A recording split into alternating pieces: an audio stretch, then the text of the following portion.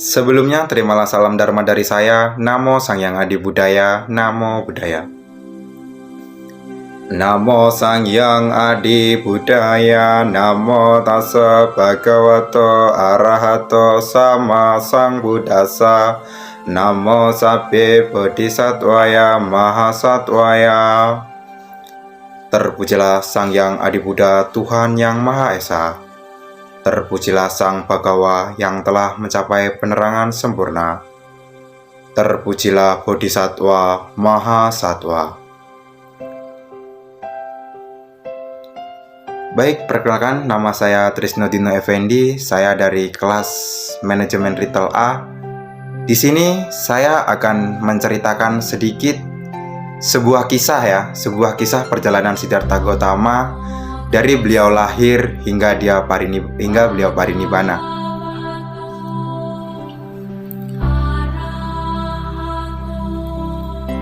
Baik, Pangeran Siddhartha ini dilahirkan pada tahun 623 sebelum Masehi di Taman Lumbini. Beliau adalah seorang putra dari Raja Suddhodana dan Ratu Mahamaya. Saat Ratu Mahamaya berdiri memegang dahan pohon sala, pada saat ia lahir, dua arus kecil itu jatuh dari langit. Yang satu dingin, sedangkan yang lainnya hangat. Arus tersebut itu membasuh tubuh Pangeran Siddhartha. Siddhartha ini lahir dalam keadaan bersih tanpa noda, berdiri tegak dan langsung dapat melangkah ke arah utara. Dan hal yang sangat membuat takjub itu ketika Pangeran lahir, beliau sudah bisa langsung jalan itu sebanyak 7 langkah. Dan setiap langkah yang dipijaki oleh Pangeran Siddhartha ini, tumbuhlah sekuntum bunga teratai yang begitu indah.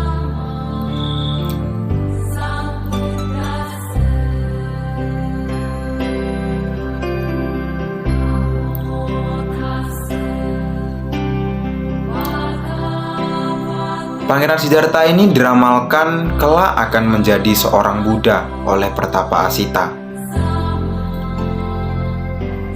Hanya Pertapa, tapi di sini ini ada beberapa ramal yang menyatakan bahwa kelak Pangeran Siddhartha ini akan menjadi Buddha, menjadi seorang Buddha. Di sini hanya Pertapa Kondana yang dengan tegas meramalkan bahwa Pangeran kelak akan menjadi Buddha.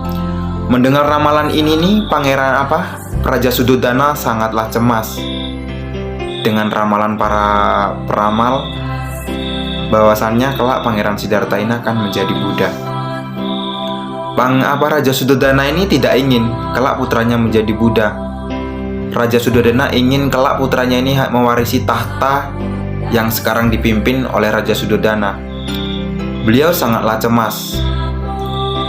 Di sini peramal tersebut berpesan agar Pangeran Siddhartha jangan sampai melihat 4 macam peristiwa bila tidak ingin beliau menjadi seorang Buddha. 4 macam peristiwa itu adalah orang tua, orang sakit, orang mati, pertapa suci.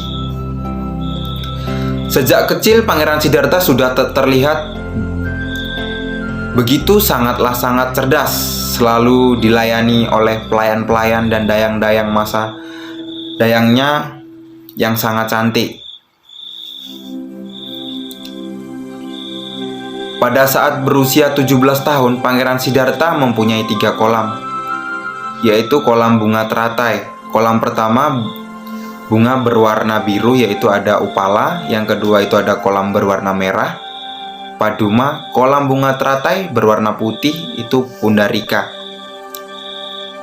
Dalam usia 7 tahun, Pangeran Siddhartha telah mempelajari berbagai ilmu pengetahuan. Pangeran Siddhartha ini menguasai semua pelajaran dengan baik. Dalam usia 16 tahun ini, Pangeran Siddhartha menikah dengan putri Yasodhara yang dipersuntingnya setelah memenangkan berbagai sayembara. Dan saat berumur 16 tahun, Pangeran Siddhartha memiliki 3 istana, yaitu istana musim dingin ada yang bernama Rama, istana musim panas bernama Surama, istana musim hujan itu bernama Suba. Di sini masa dewasa Pangeran Siddhartha.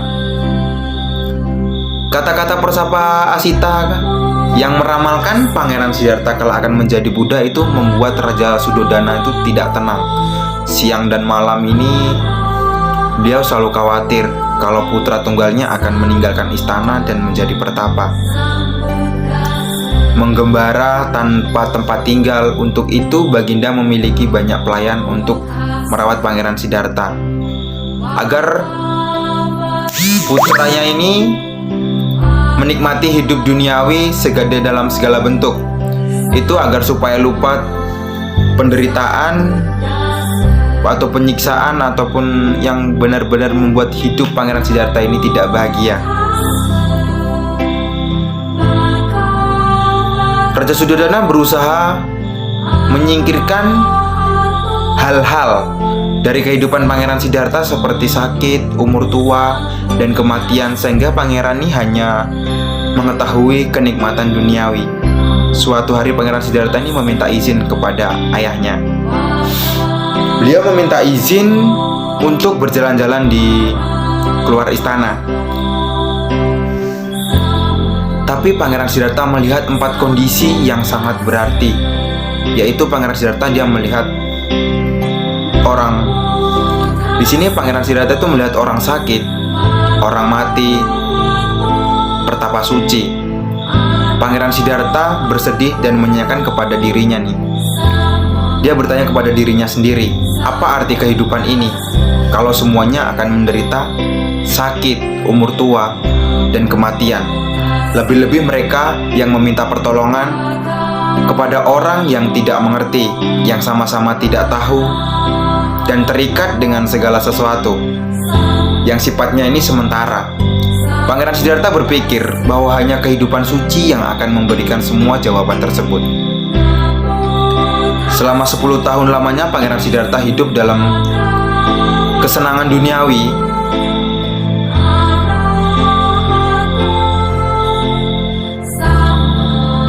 Penggolokan batin, tidak tahu dan teriak. Dan ini Pangeran Siddhartha ini selalu merenung. Beliau selama ini berkehidupan mewah, kecukupan, dan ibaratnya beliau ini sangat senang dengan kesenangan duniawi yang telah dia nikmati. Pada saat usia 29 tahun, tepat pada saat putra tunggalnya yang bernama Rahula, pada suatu malam Pangeran Siddhartha memutuskan untuk meninggalkan istana dan ditemani oleh kusirnya yang bernama Channa. Jadi Pangeran Siddhartha ini dia pergi meninggalkan putra dan meninggalkan istrinya ini untuk berkelana menjadi seorang pertapa. Beliau hanya ditemani seorang Channa. Ya, ini Channa ini adalah kusir dari Pangeran Siddhartha dan kuda kesayangan Pangeran Siddhartha yang bernama Kantaka. Setelah itu Pangeran Siddhartha meninggalkan istana, keluarga, kemewahan untuk pergi berguru. Beliau berkelana dan berguru mencari semua apa yang ingin dia jalani saat ini. Jadi di saat itu Pangeran Siddhartha cuma ditemani seorang kusir. Tapi tiba saatnya kusir dan kuda ini Pangeran Siddhartha menyuruh kusir dan kudanya untuk pulang ke istana. Tapi Channa menolak. Tapi Pangeran Siddhartha ini dengan kekeh agar kusirnya pulang untuk menyampaikan kepada ayahandanya beliau akan melanjutkan perjalanannya hingga menjadi seorang pertapa suci atau seorang Buddha. Tapi di sini dengan anehnya, kuda kesayangan Pangeran Siddhartha ini tidak ingin pulang bersama Channa. Dia ingin bersama Pangeran Siddhartha. Tapi ketika saat Pangeran Siddhartha menepuk punggung dari kudanya ini, tiba-tiba Kantaka, seekor kuda, di sini seekor kuda tapi mengerti dengan apa yang Pangeran Siddhartha ini katakan. Akhirnya Kantaka dan Channa itu kembali ke istana. Di sini Pangeran Siddhartha itu berguru kepada Alarakalama, kemudian kepada Udakaramaputa. Tetapi Pangeran Siddhartha ini tidak merasa puas dengan apa yang dia dapat dari kedua gurunya. Pangeran Siddhartha ini merasa tidak memperoleh yang dia harapkan. Kemudian dia berusaha bertapa menyiksa diri. Dengan ditemani 5 orang pertapa, dia juga meninggalkan cara ekstrim itu dan bermeditasi di bawah pohon Bodhi untuk mendapatkan penerangan agung. Di dalam pengembaraannya ini, Pertapa Gotama ini mempelajari latihan bertapa diri, kemudian memperdalam cara bertapa dari 2 pertapa lainnya, yaitu pertapa Alarakalama dan pertapa Udakaramaputa. Namun setelah mempelajari cara bertapa dari kedua gurunya tersebut, tetap belum ditemukan jawaban yang diinginkannya, sehingga sadarlah Pertapa Gotama bahwa dengan cara bertapa seperti ini itu tidak akan mencapai pencerahan sempurna. Kemudian Pertapa Gotama ini meninggalkan kedua gurunya, pergi ke Magadha untuk melaksanakan bertapa menyiksa diri di hutan Urwela. Di sini Pangeran Siddhartha ini bertapa menyiksa diri, yaitu berjemur di terik sinar matahari, berendam di sungai, dan tidak makan berhari-hari. Tetap Pertapa Gotama belum juga memahami hakikat dan tujuan dari hasil bertapa yang dilakukan tersebut. Pada suatu hari dalam pertapaannya, Pertapa Gotama ini dia kedatangan seorang roh pemusik yang kemudian melantunkan sebuah syair. Bila senar kecapi ini dikencangkan, suaranya akan semakin tinggi. Kalau terlalu dikencangkan, putus senar kecapi ini dan lenyaplah suara kecapi itu. Bila senar kecapi dikendorkan, suaranya akan semakin merendah. Kalau terlalu dikendorkan, maka lenyaplah suara kecapi itu. Nasihat tersebut sangat berarti nih bagi Pertapa Gotama, yang akhirnya memutuskan untuk menghentikan pertapaannya lalu pergi ke sungai. Tapi Pangeran Siddhartha ini merasa sangat lemas dan benar-benar tenaganya ini hilang. Dengan suatu ketika Pangeran Siddhartha ini pingsan dan Pangeran Siddhartha ini ditolong oleh seorang anak gembala yang bernama Nanda. Beliau menolong Pangeran Siddhartha, memberikan susu dombanya kepada Pangeran Siddhartha, dan perlahan perlahan kekuatan dan stamina Pangeran Siddhartha ini perlahan-lahan mulai pulih. Namun dengan kemauan yang keras, Pertapa Gotama melanjutkan semedinya di bawah pohon Bodhi di hutan Gaya sambil berprastastia. Meskipun darahku mengering, dagingku membusuk, tulang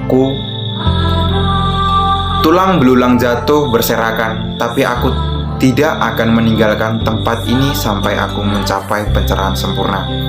Di sini Pangeran Siddhartha juga ditolong oleh sebuah gadis yang bernama Sujata. Beliau ini menolong Pangeran Siddhartha, menganggap Pangeran Siddhartha ini sebagai dewa pohon, karena Sujata pernah bersumpah dan beliau ingin membayar sumpahnya karena beliau memohon kepada dewa pohon untuk memberi sebuah keturunan, dan permohonan tersebut itu dikabulkan. Dan Sujata ini menganggap Pangeran Siddhartha sebagai dewa pohon dan menolong Pangeran Siddhartha dan memberikan semangkuk bubur kepada Pangeran Siddhartha.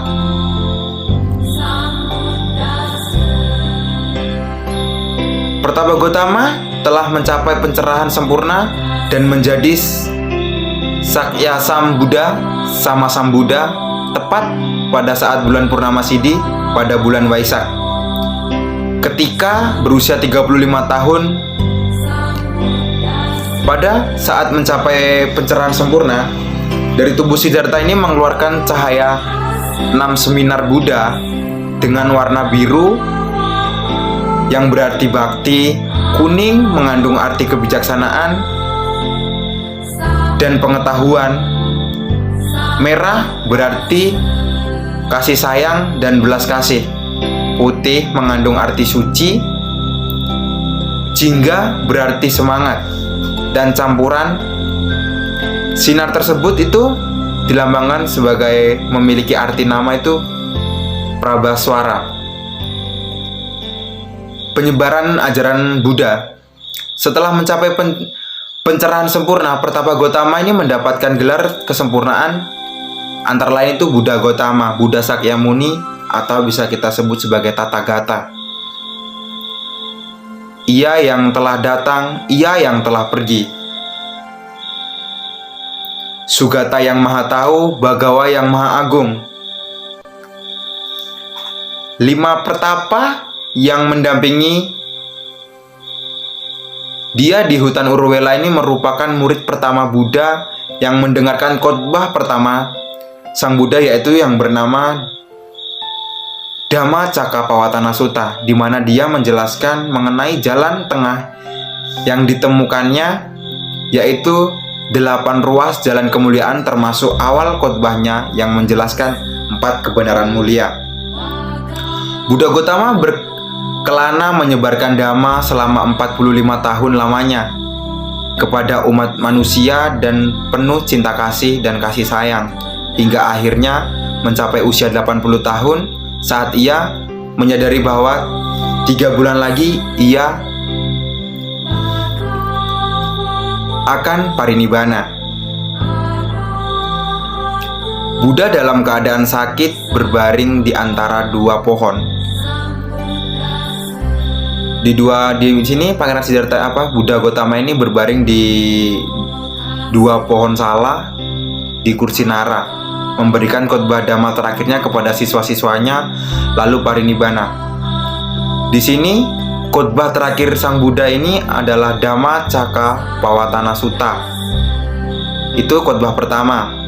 Dan khotbah terakhir kalinya sebelum Pangeran Siddhartha atau Buddha Gotama ini akan parinibbana itu berjudul Parinibbana Sutta. Di sini khotbahnya ini diberikan kepada murid-muridnya, tapi 5 murid tersebut Pangeran Buddha Gotama ini sangat senantiasa mendampingi Buddha Gotama hingga beliau parinibbana. 5 murid ini yang bernama, yang pertama itu ada Kondana, Mahanama, Badia, Wafa, dan Asaji. Buddha dalam keadaan sakit terbaring di 2 pohon sala di kursi Nara, memberikan khotbah Dhamma terakhir kepada siswa-siswanya, lalu parinibbana atau Mahayana 486 sebelum Masehi pada hari ke-15 bulan kedua. Itu seorang tabib pribadi dan pengikutnya yang setia, yaitu ada Jivaka, merawat Sang Buddha pada masa sakitnya. Akhirnya Buddha Gotama telah mencapai masanya untuk parinibbana. Jadi di sini bisa kita simpulkan. Jadi untuk teman-teman atau rekan-rekan semuanya, di dunia ini tidak ada kehidupan yang kekal. Siapapun kita, berbentuk apapun kita, Tuhan sudah menggariskan ketentuan hidup seseorang atau makhluk yang berada di muka bumi ini. Jadi di dunia ini tidak ada yang kekal. Jadi dari cerita kisah Siddhartha Gotama ini bisa kita simpulkan, bisa kita lihat, beliau sudah berusaha menjadi seorang pertapa suci, tapi beliau tetap mengalami proses kehidupan, di mana beliau tetap mengalami sakit, tua, mati. Di sini bisa kita lihat tidak ada makhluk yang kekal di dunia ini, bahkan kehidupan yang kekal di muka bumi ini. Dalam agama Buddha ini bisa dilambangkan ke arah tumbuhan yang bisa kita sebut dengan bunga. Bunga ini memiliki dalam agama Buddha itu memiliki arti yaitu ketidakkekalan. Biasa yang kita gunakan untuk persembahan di altar, itu bunga itu memiliki arti ketidakkekalan. Kenapa bisa bunga dilambangkan menjadi ketidakkekalan? Karena kesegaran bunga ketika yang udah kita petik itu tidak akan tahan lama. Jadi di sini semua kehidupan itu sama. Jadi kehidupan di muka bumi ini tuh tidak ada yang kekal. Bisa kita lihat dari segi apapun. Dari semua sudah digariskan dan tergantung, dan kita memiliki sebuah karma masing-masing. Apa yang kita tanam sekarang, apa yang kita perbuat sekarang, itu yang akan kita tuai di kehidupan mendatang. Jadi inilah yang sudah diberikan oleh Tuhan kepada kita, dan kita harus bisa mensyukurinya. Teruslah berbuat baik, teruslah lakukanlah hal-hal yang menguntungkan bagi diri Anda dan menguntungkan bagi orang lain. Tetap selalu tanamkan rasa cinta kasih, rasa kasih sayang di diri Anda. Sebab kehidupan ini akan merasa indah, merasa damai ketika Anda menjalaninya dengan kesenangan, kebahagiaan. Hindari perbuatan iri hati, dengki, ataupun rasa dendam. Karena kehidupan sudah digariskan sesuai takdir yang sudah akan kita jalani. Sekian sedikit cerita dari saya. Apabila ada kata-kata saya yang kurang berkenan di hati rekan-rekan, saya minta maaf sebesar-besarnya. Saya akhiri. Namo Sang Hyang Adi Budaya, Namo Buddhaya, Sabisata Bhawantu Sukitata. Semoga semua makhluk hidup berbahagia. Sadu, sadu, sadu. Sekian, terima kasih.